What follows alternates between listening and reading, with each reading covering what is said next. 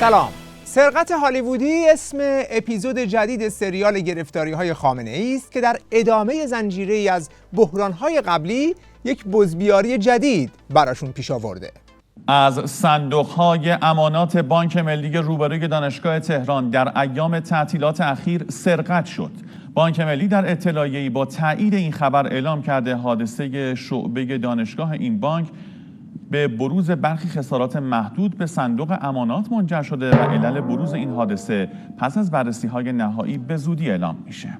اونچه که توی اطلاعیه بانک ملی ازش به عنوان خسارات محدود به صندوق امانات اسم میبره، در عمل روشن شد که یه همچین صحنه‌ای بوده، یعنی نابود به تمام معنا. حال ببینیم که چه اتفاقی افتاده که میخواستن اینقدر سریع جمع و جورش کنند. روایت رسمیشون از این ماجرا اینه: پنجشنبه هفته گذشته سارقان حرفه‌ای به یک بانک ملی در حوالی میدان انقلاب تهران دستبرد زدند. بعد حدود 165 تا از صندوق‌های امانات رو باز کردند. مقدار زیادی عرض کنم که سکه و طلا و اسناد و دلار رو با خودشون بردن. حدود 14 ساعت هم اینجوری که دیشب بعد از گفتگوی ویژه خبری ساعت 21 ما دیدیم توی بانک بودن دیگه. اونجا حسابی واسه خودشون گودبای پارتی برگزار میکردن دیگه. سرقت نبود که توی یه ساعت جمع جور کنن برن. بعد چون روزای تعطیلی بوده برنامه‌ریزی خیلی خوب صورت گرفته بوده. روز دوشنبه که کارمندان محترم اون شعبه میان مواجه میشن با این صحنه دلخراش، ولی خب برآورچه‌های نیروی انتظامی تونستن که این 12-13 نفر رو بگیرن که یه عده‌شون در تهران هستن، یه عده‌شون هم ترکیه بودن، دستگیر شدن توسط پلیس اینترپل. مقدار زیادی از اموال بالاخره برگشته و کشف شده، یه مقدارش هم فروختن.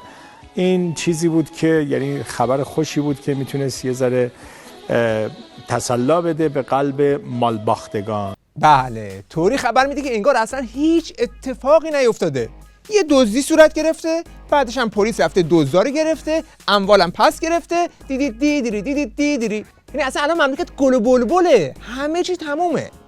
خب این روایتی است که تلویزیون آخوندی میخواد از این افتضاح تحویل ملت بده، اما در باور عمومی مردم کسی این روایت رو نپذیرفته. وقتی میپرسن که سرقت از بانک ملی کار کیست، بالای 90% انگشت اتهام رو به سمت عوامل حکومتی میبرند. پس سوال اینه که چرا این سرقت یک دزدی معمولی نیست؟ عوامل مختلفی هست که روایت رسمی رو ابهام برانگیز کرده. بخش زیادی از ابهامات رو موقعیت این بانک ایجاد کرده. شما اگر روی نقشه نگاه کنید، موقعیت این بانک تقریباً در مرکز تهرانه، نزدیک میدان انقلاب.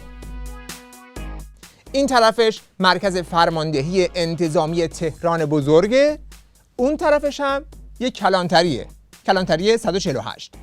یه 400-500 متر هم که بری پایین دیگه میرسی به بیت خامنه‌ای و پایینترش هم که دیگه کل مجموعه ریاست جمهوری و پاستور و یعنی ساختمون رئیسی ایناست. همینطوری یه بانکی تو گوشه شهر و پرت افتاده نیست، بلکه یک بانک در یک منطقه کاملا حفاظت شده و امنیتی است. خب حتما تو این منطقه گشت دارن، گشت محسوس، گشت نامحسوس.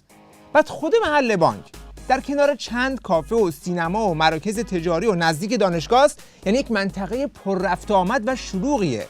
خب سوال اول اینه که کسی که میخواد توی این منطقه چنین سرقتی انجام بده باید حساب کتاب این رو هم بکنه که رفتن توی بانک یه مقوله است، خارج شدن از بانک و خارج کردن یه ماشین طلا و جواهر و پول و اجناس قیمتی یه مقوله دیگه است.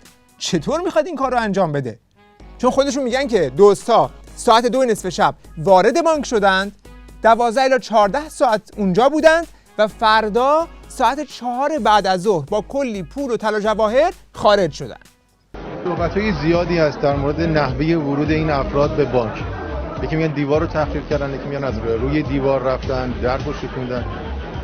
خیر، حالا مردم عزیز اگر دیده باشن این بانک رو، در واقع در کنار درب اصلی بانک یه درب پارکینگ است. این در واقع چند بارم بهشون تذکر داده شده که این ایمنیش رو تأمین کنید. این اتفاق نیفتاده و مجرمین ساعت 2 نیمه شب از روی همین درب در واقع پارکینگ پریدن داخل، در رو باز کردن، ماشینشون رو بردن داخل. چند ساعت داخل بانک بودن؟ بیش از 12 است. 10-12 ساعت داخل بودن. پس میگه دوستا اینقدر احساس راحتی و امنیت میکردند که با ماشین از در پارکینگی که توی همون خیابون اصلی بوده وارد شدن.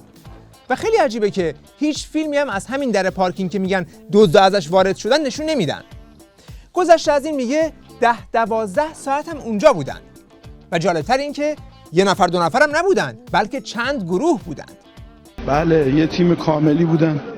در واقع اون تیمی که وارد شدن در واقع یه سریشون کامل وارد بودن با آهنگری و کار با هوابرش و در واقع جوشکاری و اینها بودن که لازم بوده. یک گروه مسلط به کار کامپیوتر بودن و بلد بودن. در واقع یک گروه مسلط به دوربین ها بودن و قطع کردن آژیری که در واقع وصل به موبایل رئیس بانک، وصل به موبایل معاون بانک بودن. تقریبا تیم کاملی حرفه‌ای. پس با این تعداد که این میگه یه تیم کامل، به علاوه تجهیزاتشون دیگه توی یک ماشین سواری کوچولو هم جا نمیشن. یا باید یه مینی بوس باشه یا چند بار رفتن و اومدن. بعد وقتی میخوای 12 ساعت توی بانک کار تخریب انجام بدی، اونم وسط روز، از کجا میدونی که هیچکس وارد بانک نمیشه؟ پس باید یک نفر دم در وایسته کشیک بده، یکی باید بیرون وایسته. خودشون هم توی کنفرانس دیگه میگن که این دوستا یه تیم آذوقه داشتن، یه تیم کشیک داشتن، خلاصه هی می اومدن و میرفتن. 2 نفر کار تدارکات، مراقبت و کشیک دادن و آوردن آذوقه و وسایل رو داشتن. 2 نفر هم که در واقع کار این مسئولیت رو بر عهده داشتن که کارها رو انجام بدن. تقریبا 4 بعد از ظهر اون روز کارشون تموم میشه. اما یه نکته هم شنیدنش جالبه. روز بعد، یعنی روز شنبه، متوجه میشن که یه سری وسایل و اقلامشون داخل بانک مونده، از جمله در واقع پتکشون، از جمله اون وسایل برش هواشون و سایر وسایلشون که همه اینا جمع آوری شده الان در اختیار پلیس هست. اینا رو میان یه سریشون رو پاکسازی میکنن میبرن و یه سریشون داخل فاضلاب یا توی بعضی از نقاط بانک جاسازی میکنن. خب الان دیگه قصه جالبتر شد. یعنی نه تنها یک بار نصف شب وارد بانک شدند، نه تنها تا ساعت 4 بعد از ظهر روز بعد توی بانک بودن، بلکه اینقدر چف شدن با این محل که روز بعدش هم گفتن اون چکوشه چی شد؟ نیاوردی؟ پس یه بار دیگه بریم اونجا و یه آب و جارو هم بکنیم و برگردیم. یعنی از پنجشنبه شب که رفتن توی بانک، جمعه، شنبه، یک شنبه، اینا این همه رفتن و اومدن توی این منطقه شلوغ، یه نفر اینها رو نه موقع ورود دیده نه موقع خروج. باشه میگه دوربین ها رو قطع کردن، ولی توی این همه رفت و آمد چشمای اهالی محل رو هم بسته بودن که هیچ کس اینها رو ندیده، مگر اینکه اینها یه لباس هایی تنشون بوده یا با یه ماشینی داشتن میرفتن میومدن که شک برانگیز نبوده که روز تعطیل دارن میرن توی بانک. مثلا شاید لباس های نیروی انتظامی، چون توی این مملکت از این اتفاقات زیاد میفته. امروز 21/3/401 اتوبوس شرکت ایران پیما وسط راه کنار کارخونه فولاد یه مش راهزن با ماشین نیروی انتظامی ریختن. الان هم اومدیم این پلیس‌های اهواز 20 دقیقه از پیاده شدیم با اسلحه ریختن زن بچه مردم. یک نفر نیومده بیرون، یک نفر گل بگیرن سردرنی امنیتو. یعنی داریم با لباس و ماشین انتظامی جیب ملت رو وسط جاده میزنن دیگه. حالا اینجا اینا با چه لباسی هی وارد خارج بانک میشدن رو ما نمیدونیم. ابهام دیگه این ماجرا اینه که این سارقین چطور به تمام زیر و بم امنیتی این بانک اشراف پیدا کرده بودند. در رسانه‌های حکومتی در اعترافاتی که از متهمان گرفتن میگن چند بار به بهانه اجاره صندوق امانات به بانک رفته بودیم و تمام اطلاعات بانک رو درآورده بودیم. آخه این بانک یک بانک کوچیک یا نوساز نبوده که مثلا بگیم طرف با یه نگاه همه چیش رو درآورده. اولا اینکه ساختمون این بانک یک ساختمون بزرگ و معروف و قدیمیه. 60 سال پیش در سال 1962 توسط یک معمار دانمارکی به نام یورون اوتسون طراحی شده که توی رزومش طراحی تالار معروف اپرای سیدنی رو هم داره. یعنی خود ساختمون یه اثر معماریه. نمای داخلش رو هم اگر ببینی یه ورودی بزرگ با سقف بلند و کلی تو در تو داره.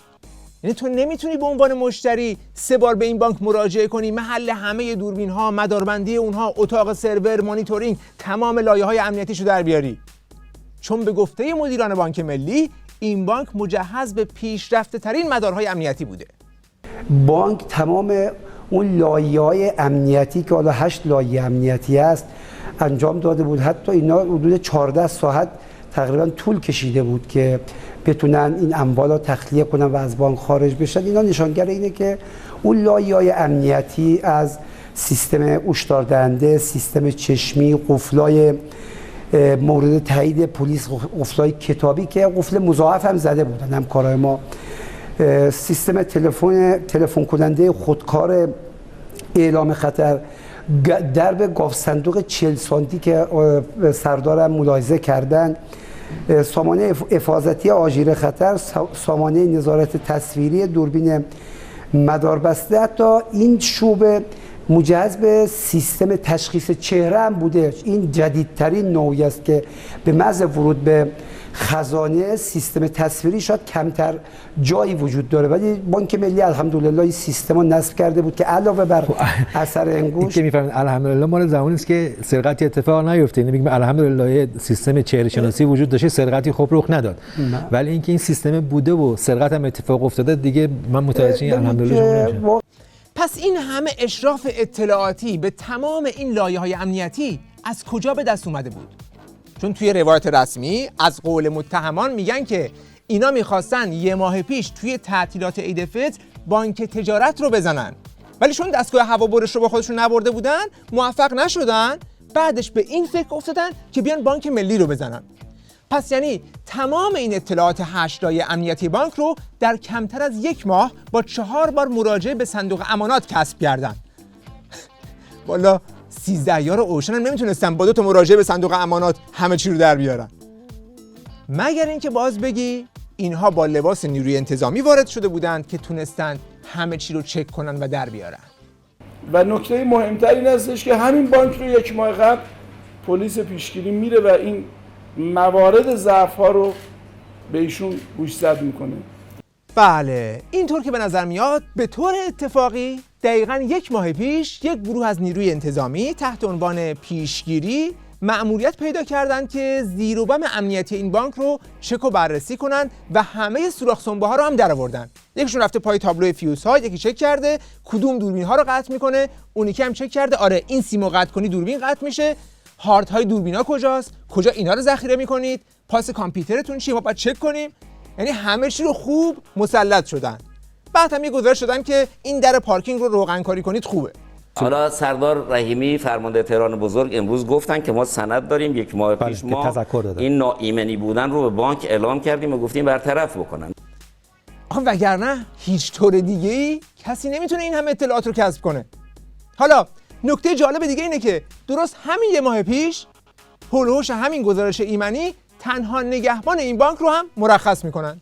متاسفانه بانکی نگهبان داشته 1 ماه قبل، نگهبانها رو مرخص کردن و تعطیل کردن و پس خیلی عجیبه یه شعبه بانکی با این همه قدمت هیچ مشکل امنیتی در 60 سال گذشته نداشته، کاملا هم مجهز بوده، بعد 1 ماه پیش از طرف نیروی انتظامی میرن امنیتش رو بررسی میکنند، تنها نگهبانش رو مرخص میکنن، بعد این دوست‌ها هم تصمیم میگیرن که از همین شعبه سرقت کنن و به همه امورش هم مسلط میشن. بعد خود سرقت با یک اطمینان خاطر امنیتی انجام میشه که میتونستن با خاطر جمعی تمام دوباره به بانک مراجعه کنن و کلی طلا جواهر و پول و اسناد و سرور و هارد رو هم خارج کنن. اونم کجا؟ تو یکی از شلوغ‌ترین و امنیتی ترین مناطق تهران و هیچ کس هم متوجه اینها نمیشه. یعنی حتی اگر ارواح هم میخواستن این کار رو بکنن حتما که متوجهشون میشد. به نظر شما میشه بدون تبانی با بالاترین مقامات نیروی انتظامی چنین سرقتی صورت بگیره؟ ببینید شعبه‌ای که از این سرقت شده شعبه بزرگی بوده. به لحاظ جغرافیایی در مرکز شهر تهران واقع شده. محله شلوغ که فکر می‌کنم به لحاظ رعایت اصول امنیتی جایی است که بالاخره خیلی توجه بهش هست. و نکته دیگر این که ظاهرا نزدیکی اونجا هم یه پاسگاه نیروی انتظامی ما داریم، درسته؟ نزدیک شعبه یه پاسگاه نیروی انتظامی داریم اونجا، درسته؟ بله، تو خیابان اصلی ما یه کلانتری داریم. یه کلانتری هم اونجا. ولی نزدیک این چسبیده باشه اونجا میخوام بگم تو مرکز شهر تهران بیخ گوش کلانتری از یکی از شعب بزرگ تهران صندوق اماناتش سرقت رفته و 4 روز بعد تازه وقتی من سر کار تازه متوجه شدن که این صندوقا نیست، خالی شده رفته. میگم امنیت چیزی است که مردم باید احساس بکنن. من وقتی نگاه میکنم کنار یه پاسگاه، یه شعبه بزرگ صندوق امانات مرکز شهر تهران سرقت شده با تمام ادعایی که بانک ملی داره که من اصول امنیتی و ایمنی و بروز و استانداردهای جهانیش رو رعایت کردم اتفاق میفته، بعد شما میگی از درب پشتی ورودی که رفتیم دیدیم مثل درب منزله. 2 قفل کتابی زدم با یه دونه از این تجهیزاتی که آهن میبرن که کوله‌ای بوده هم میشده، این خیلی چیز سبکی، تونستن اون رو برش بدن راحت وارد بشن، بعد ببرن، بعد از کشور خارج بشن. یه مقداری ماجرا پیچیده است. ابهام بعدی روایت حکومتی از این ماجرا نحوه دستگیری و کشف اموال مسروق است. چون در بخش اول ماجرا این سارقین خیلی حرفه‌ای، کارکشته و باهوش جلوه داده میشن که بسیار پیچیده عمل کردن، رفتن تو، تمام دوربین‌ها رو از کار انداختن، قفل چشمی، کتابی، لیزری رو شکوندن، بعد هم طوری خارج شدن که تا 4 روز بعد کسی متوجهشون نشده. اما در بخش دوم ماجرا که قرار بوده دستگیر بشن، همین سارقین یه باره ضریب هوشیشون رو از دست میدن و ما با یک گروه پتومت مواجه میشیم. یعنی این سارقین هیچ فکری برای خروج اموال از مملکت نکرده بودند و در اعترافاتی که ازشون پخش شده گفتن که چند تا هدیه برای عممون خریدیم، چند تا سکه هم دادیم، یه ماشین اپتیما گرفتیم، بعد هم بقیه طلا جواهر رو بار یک ماشین زدیم، بردیم فرودگاه خمینی که از اونجا با هواپیما احتمالاً خارجش کنن که بعد اونجا دستگیر میشن. ببین این سناریو رو به فیلمساز هندی هم بدی میزنه تو صورتت. اینا بعضیشون عوامل مرتبط بودن، بعضیشون فروشنده اموال مردم بودن و بعضی از اموال مردم ها متاسفانه فروختن. تماما اینها کشف شده که حالا با هماهنگی که با دستگاه قضایی خواهیم کرد و با بانک مرکزی انشالله خواهیم کرد، اینها تحویل اون دوستان خواهند شد و در واقع از اون طریق تحویلشون خواهند شد. همینجا اعلام میکنیم به مال باختگان کسی به سمت پلیس آگاهی نیاد، چون ما 1 ریال هیچ کدوم اموال رو نمیتونیم به اینا اینجا تحویل بدیم، چون اینا باید مراحلش طی بشه و تحویل بانک مرکزی بشه و از اون طریق انشالله به مال باخته ها تحویل داده بشه. نکته بعدی ماجرا اینه که اموالی که به اصطلاح به سرقت رفته چطوری میخواد به مال باخته ها برگرده. همون ابتدا میگه یه بخشیش به فروش رفته که یعنی فراموشش کنید و رفت و تموم دنبالش هم نیایید. بقیه‌اش هم باید احراز بشه که صاحبش کیه. حالا چطوری؟ این هم یه معماییه. چون طبق قانون خودشون هیچ نهادی و هیچ طرفی به جز خود مشتری از اون چی که توی صندوق بوده اطلاعی نداره. جایی هم سند نشده. حالا این مال باخته است که باید بدوه تا ثابت کنه که چقدر پول یا طلا و جواهرات اونجا داشته. خسارت هم گفتن فقط به کسی داده میشه که مالکیتش احراز شده باشه. الان بانک ملی بر مبنای اظهارات مال باختگان 100% خسارت رو به روز پرداخت خواهد کرد. نه ببینید احراز باید بشه، ما اعلام کردیم اونایی که سند دارن خب طبیعتاً مشخصه 100% شو میدین سندی. اونایی که سند دارن، اونایی که اظهار میکنن سندی ندارن، باید رسیدگی‌های کارشناسی انجام بشه. بسیار بله. خب وقتی هم که بخواد کار کارشناسی انجام بشه میرسیم به قانونی که میگه نگهداری بیش از 10,000 یورو قاچاق است. چون یه قانون دارن که میگه نگهداری بیش از 10,000 یورو یا معادل ارزی آن مصداق قاچاق ارز است. یعنی اگر کسی بیشتر از 10,000 یورو ارز تو این صندوقا داشته، الان باید بترسه که با خودش برخورد نکنن. چون همین الان با همین اهرم دارن توی رسانه‌هاشون مال باخته ها رو تهدید میکنن. فیلم منتشر شده از اموال سرقتی نشان میدهد که نگهداری این ارزها از سقف تعیین شده بیشتر است. اگر تخلفی رخ داده باشد و این افراد بر اساس قانون عمل نکرده باشند، ضروری است تا مجری قانون با این افراد برخورد کند. در یک کلام میشه گفت که فرضیه غالب در این ماجرا اینه که بعد از بالا کشیدن اموال مردم در مؤسسات مالی و بعد از چپاول مردم در بورس و انواع و اقسام چپاولگری‌های حکومتی به اسم فروش خودرو یا مسکن، این جدیدترین شیوه بالا کشیدن اموال مردم از صندوق اماناتشون هست که در یک سرقت نمایشی با همدستی مقامات امنیتی اموال مردم رو بالا میکشن. حالا هر کی جرأت داره بیاد ثابت کنه که این مال منه. و این هم بعد دیگری است از اقتصاد مقاومتی. وقت بخیر و خدا نگهدار.